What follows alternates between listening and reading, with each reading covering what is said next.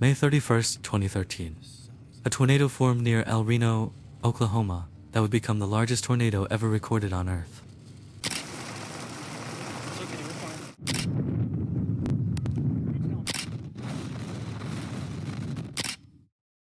This storm wasn't just unusually large, it was developing inside environment capable of producing one of the most extreme supercells ever observed. By the afternoon of May 31st, massive supercells had already begun developing across central Oklahoma. The atmosphere was extremely unstable, with powerful wind shear creating ideal conditions for violent tornadoes. As the supercell intensified, the tornado's circulation began expanding rapidly, but instead of remaining a narrow funnel, it developed into an enormous rotating system, stretching across miles. By 6:03 p.m., the tornado touched the ground roughly 8.3 miles west-southwest of El Reno. Visually, there was no organized funnel cloud. Instead, it formed as several tiny wispy subvortices dancing independently along the ground underneath a giant, low-hanging wall cloud. Two chasers arriving from the east, the actual tornado is completely invisible, masked by a solid wall of dark water. The local chaser, Richard Henderson, who was on his first chase, took a picture of the tornado that was heading towards him. But realizing that he had no time, Richard turned east to escape and miraculously escaped the monster. Just a mile away from Richard, there's storm chasers Brett Wright and Brandon Sullivan. They've been recording since the birth of the tornado. But realizing they were on tornado's path, they decided to go south to escape the tornado. However, the tornado was much stronger than they thought. South of the tornado, the wind was very strong and debris was flying all over the road. As they struggled to escape the tornado, the strong wind blew the hay bale into the car. Fortunately, they survived and escaped. However, the tornado had grown in size and took a sharp turn to the east. To the north of the tornado, there is a line of chasers. One of them is the Team Dominator, led by extreme meteorologist Reed Timmer, who has years of experience. One of his passengers films the tornado from the back seat as it moves. Yeah, but there's definitely debris flying from the sky. It is growing in size, as you can see here. Look all to the right. For the last few minutes, the tornado had massively grown in size and became a giant, multi-vortex wedge tornado with winds so powerful, nobody can ever survive in these. Also, look at these subvortices. Winds inside of them are exceeding 250 miles per hour. Just ahead of Team Dominator is the Team TWISTEX, consisting of Tim Samaras, Paul Samaras, and Carl Young, moving east dangerously close to the tornado with their mission of placing a probe in the tornado's path. But realizing the danger, Team TWISTEX is moving north on a safe distance. At this very moment, Team Dominator stops moving due to a fallen power lines blocking the road. Richard Henderson continues driving east, likely unaware of the danger he was in. Right around the same time, roughly at 6:15 p.m., Mike Betas is live reporting to the Weather Channel on a Highway 81.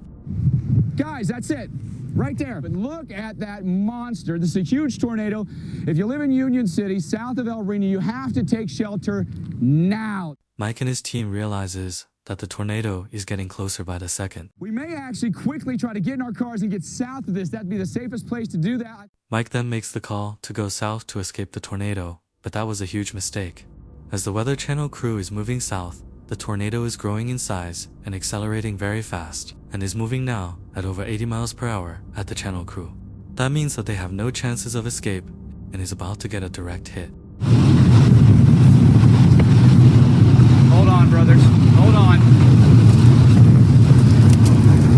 Everybody duck, go. Just keep going if you can. Keep going if you can. Everybody duck down. Everybody duck down.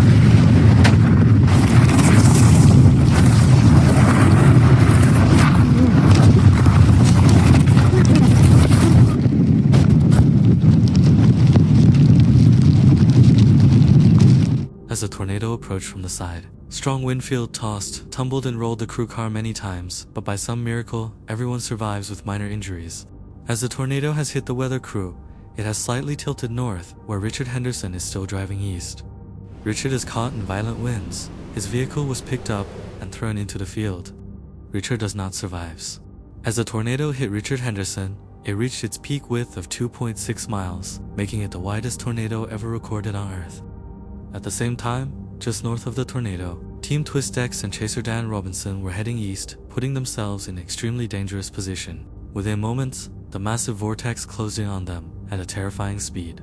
In a fraction of a second, A violent subvortex hidden inside the giant tornado directly engulfed the TWISTEX vehicle. The sheer kinetic energy of the multi-vortex system ripped the car completely off the ground. The vehicle was tossed like a toy through the air. The brutal impact instantly reduced the car to unrecognizable metal debris. Tragically, all three members of the TWISTEX team, Tim Samaras, his son Paul, and Carl Young lost their lives instantly in the impact.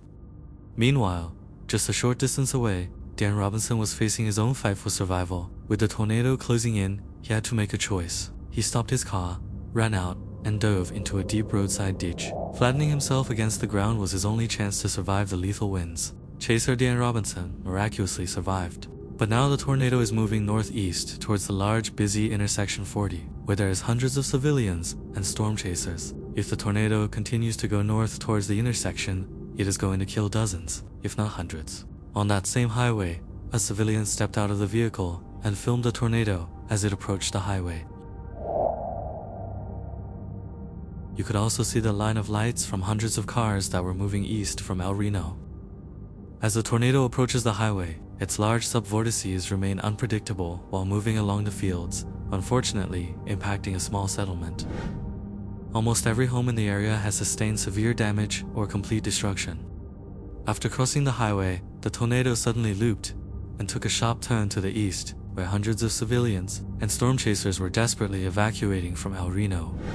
There are also dozens of structures and suburban houses that are now directly in the path of the tornado or already engulfed by it. But even so, it's not the worst part yet.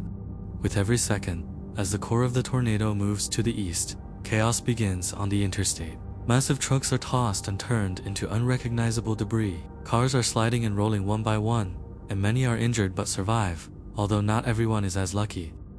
Maria Paul Martin, her husband, and their 3 other kids pull over their minivan, hoping the tornado will pass by. But unfortunately, their van is rolled and hit by the tornado. Maria's husband and 2 children are injured but survive. Maria and her 17-day-old baby are ejected from the vehicle and sadly pass away. Right at that moment, everyone was expecting the worst-case scenario, but a miracle began to occur. The tornado started to weaken, shrink, and finally dissipated. During these 40 minutes, the tornado traveled a 16.2-mile path, injured 151 people, and unfortunately killed 8 people, with every single death was in a vehicle. 4 of them were storm chasers, including 3 legendary and highly respected members of the TWISTEX team. This was the first time in history that storm chasers were killed directly by a tornado. Before this moment, death from a tornado was always a possibility, but never a reality. It was a monster defying the laws of meteorology, 2.6 miles wide, a colossal vortex capable of swallowing entire towns whole. Inside its dark core, mobile Doppler radars clocked winds, screaming at over 296 miles per hour, the second highest ever recorded on Earth. By all physical measures, this was an apocalyptic EF5 engine of destruction. Yet, in the official history books, it stands recorded as a mere F3. Why? The widest tornado in human history spent its most violent moments over open fields and empty prairies. It left no concrete ruins behind, and beneath the rigid rules of the enhanced Fujita scale, if a storm does not destroy a well-built structure on the ground, its true fury cannot be rated.